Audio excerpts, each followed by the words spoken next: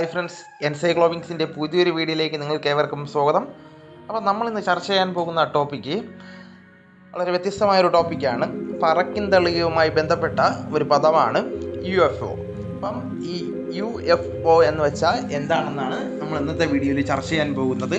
അപ്പോൾ നമ്മുടെ വീഡിയോ ആദ്യമായി കാണുന്ന സുഹൃത്തുക്കളാണെങ്കിൽ ആദ്യമേ തന്നെ ചാനൽ സബ്സ്ക്രൈബ് ചെയ്യുക. അപ്പോൾ നമുക്ക് വീഡിയോയിലേക്ക് കടക്കാം.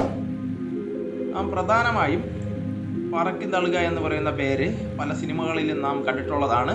അതുപോലെ തന്നെ മറ്റ് നോവലുകളിലായാലും നമ്മൾ വായിച്ചിട്ടുള്ളതാണ്. എല്ലാവർക്കും ഭയങ്കര ആകാംക്ഷപരമായ ഒരു കാര്യമാണ് ഈ അന്യഗ്രഹ ജീവികൾ, അതുപോലെ തന്നെ ഈ പറക്കിന്തളുകയുമായി ബന്ധപ്പെട്ട മറ്റ് അന്യഗ്രഹ വസ്തുക്കൾ എന്നിവയെക്കുറിച്ചുള്ള കാര്യങ്ങൾ നമുക്ക് അറിയുന്നതിന്. അപ്പോൾ നമ്മുടെ വീഡിയോ അതിനെക്കുറിച്ച് വിശദമായി കാര്യങ്ങൾ പറഞ്ഞു തരുന്നതാണ്. അപ്പം നമുക്ക് കാര്യങ്ങൾ എന്തൊക്കെയാണെന്ന് കുറച്ച് കാര്യങ്ങൾ നമ്മൾ ഉൾപ്പെടുത്തിയിട്ടുണ്ട്. അവ എന്തൊക്കെയാണെന്ന് നമുക്ക് ആദ്യം നോക്കാം. അന്യഗ്രഹ ജീവിയുമായി ബന്ധപ്പെട്ട വർഷങ്ങളായി പ്രചരിക്കുന്ന ഒരു പേരാണ് UFO.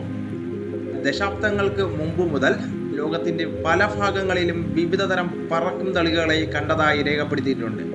എന്നാൽ ഒരു അമേരിക്കൻ പൈലറ്റാണ് കെന്നത്ത് അർണോൾഡ്. അപ്പം അദ്ദേഹമാണ് 1947 ജൂൺ 26 പറക്കുംതളികയെ കണ്ടതായി ആദ്യമായി വെളിപ്പെടുത്തിയത്. പൊതുസമൂഹത്തിനിടയിൽ ഇതേ തുടർന്ന് പറക്കുംതളികകളും അവയെ സൂചിപ്പിക്കുന്ന ഫ്ലൈയിങ് സൈക്കർ എന്ന പദവും പ്രചാരത്തിൽ ആവാൻ തുടങ്ങി. അപരിചിത പറക്കും വസ്തുക്കളെയാണ് പൊതുവിൽ നാം ഈ പദം കൊണ്ട് അർത്ഥമാക്കുന്നത്. പറക്കുംതളിക അഥവാ UFO അൺഐഡൻറ്റിഫൈഡ് ഫ്ലൈയിങ് ഒബ്ജക്റ്റ് എന്നാണ് ഇതിൻ്റെ പൂർണ്ണരൂപം.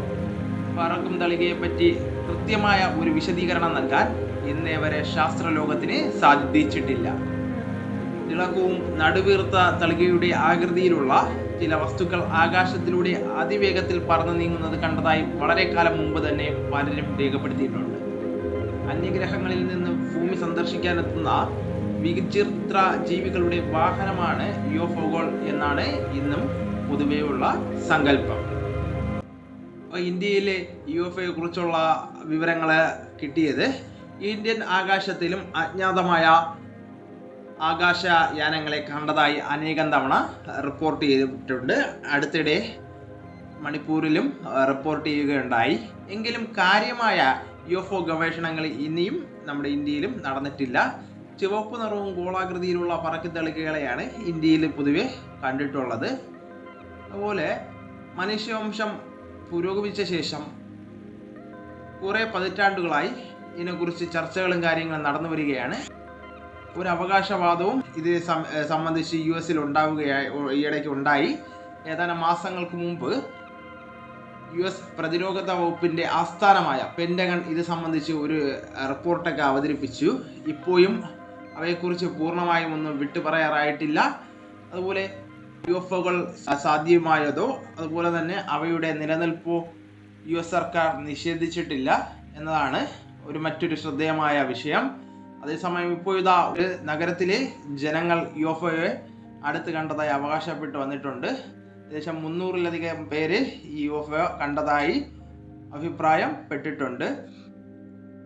പൊതുവെ UFO എന്ന് പറയുന്നത് നമുക്ക് ഒറ്റ വാക്കിലൊരു നിർവചനം നമുക്ക് കൊടുക്കുകയാണെങ്കിൽ അൺഐഡൻറ്റിഫൈഡ് ഫ്ലൈയിങ് ഒബ്ജക്ട്സ് എന്നാണ് ഇതിനെ പൂർണ്ണമായ നാമം.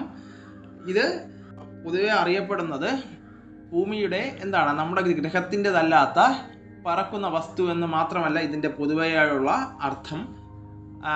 ഏലിയൻസ് വരുന്ന പറക്കുംതളിക എന്ന് പൊതുവെ വിശേഷിപ്പിക്കാറുണ്ട്. എങ്കിലും 90% സമയവും അത് ചാരവിമാനങ്ങളിലും അതുപോലെ തന്നെ സ്പൈ ബലൂണുകളിലും വളരെ അഡ്വാൻസ് ആയ ഡ്രോണുകളിലുമായിരിക്കും ഇത് വരാറുള്ളത്. അപ്പം ഭൂമിയുടേതല്ലാതെ ഭൂമിയുടെ അന്തരീക്ഷത്തിലൂടെ പറക്കുന്ന വസ്തുക്കളെയാണ് പൊതുവെ UFO എന്ന പദം കൊണ്ട് അർത്ഥമാക്കുന്നത്. അപ്പം അന്യജീവികളുടെ സാന്നിധ്യം നമുക്കൊരിക്കലും നിഷേധിക്കാൻ സാധ്യമാകുന്ന ഒരു വസ്തുതയല്ല. 1952 അമേരിക്കൻ ഐക്യനാടുകളിൽ ഇതിനെക്കുറിച്ച് ഒരുപാട് റിപ്പോർട്ടും കാര്യങ്ങളൊക്കെ ഉണ്ടായി. ന്യൂജേഴ്സിയിലെ പാസോറിയയിൽ കാണപ്പെട്ട പറക്കുംതളികയുടേതെന്ന് സംശയിക്കുന്ന ചിത്രം നമ്മൾ ഈ വീഡിയോയിൽ ഉൾപ്പെടുത്തിയിട്ടുണ്ട്. അപ്പം UFOയെക്കുറിച്ച് തുടർന്നും ഇപ്പം ഗവേഷണങ്ങളും മറ്റു കാര്യങ്ങളും നടന്നുകൊണ്ടിരിക്കുകയാണ്. അപ്പോൾ എന്താണ് UFO എന്ന് ഇനിയും ബഹിരാകാശ ഗവേഷകർ കണ്ടെത്തിക്കൊണ്ടിരിക്കുകയാണ്. അപ്പം എന്തായാലും ഭൂമിയിൽ ജീവനുള്ളതുപോലെ തന്നെ മറ്റു ഗ്രഹങ്ങളിൽ ജീവനുണ്ടെന്ന് നമുക്ക് സങ്കല്പിക്കാം. അത് ഒരു അടിസ്ഥാനമുള്ള ഒരു കാര്യമാണ്. കാര്യം അനന്തമായ ഈ ലോകത്ത് ഭൂമിയുടെ സമാനമായ അന്തരീക്ഷ ഘടനയും അതുപോലെ തന്നെ ഭൂമിയുടേതിന് സമാനമായ നമ്മുടെ ഗ്രഹ സ്ഥാനവും എല്ലാം ഒത്തുചേർന്ന മറ്റ് വാസയോഗ്യമായ ഗ്രഹങ്ങൾ കാണും. അവിടെയും ഏലിയൻസ് പോലത്തെ വസ്തുക്കൾ ഉണ്ടാവാം. അപ്പം അത് ശാസ്ത്രലോകം കണ്ടുപിടിക്കുമെന്ന പ്രതീക്ഷയോടെ നമുക്ക് കാത്തിരിക്കാം. അപ്പോൾ ഇന്നത്തെ വീഡിയോ നിങ്ങൾക്ക് എല്ലാവർക്കും ഇഷ്ടമായെന്ന് കരുതുന്നു. അപ്പോൾ നമുക്ക് തുടർന്നും പ്രയോജനകരമായ മറ്റ് വീഡിയോസുമായി നമുക്ക് വീണ്ടും കാണാം. അതുവരെ ഗുഡ് ബൈ.